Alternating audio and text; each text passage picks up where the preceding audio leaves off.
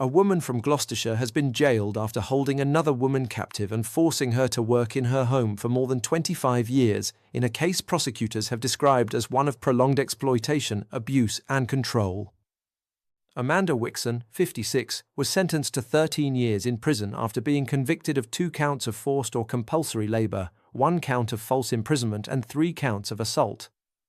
The case was heard at Gloucester Crown Court and follows a trial in which jurors were told the victim had been kept in degrading conditions for decades inside Wixon's home in Tewkesbury. The victim, who has learning difficulties and cannot be identified, had known Wixon through family connections as a child.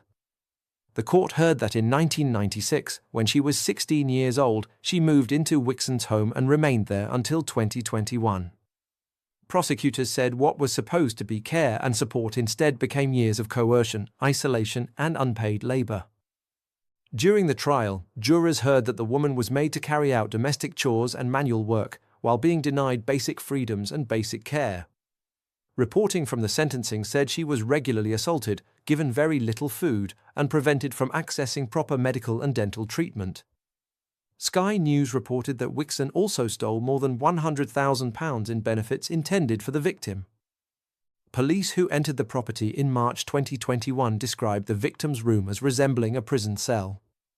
News reports said officers found a basic bed with filthy sheets, bare walls, mould, and no light bulb.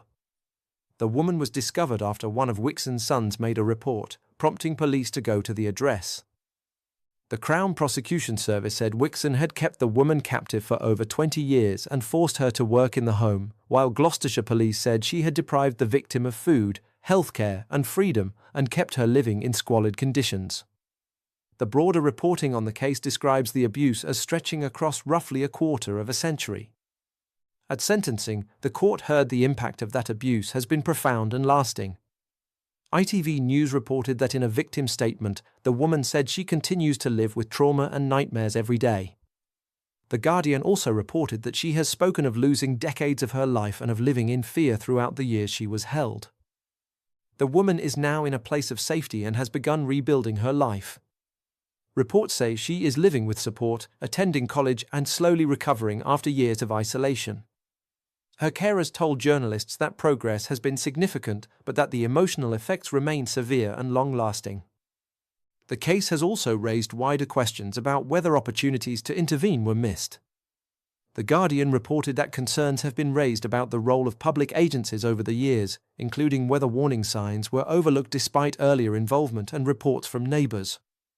According to that reporting, a review is now expected into what happened and whether different action might have brought the abuse to an end sooner. Campaigners say the case is a stark reminder that modern slavery and domestic servitude can remain hidden in ordinary neighbourhoods for years.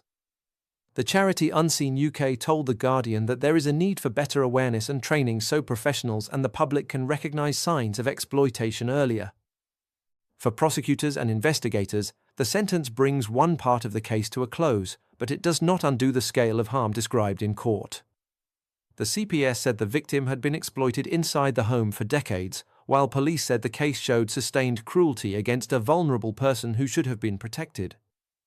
Wixon had denied the allegations, but was convicted earlier this year and has now been sentenced.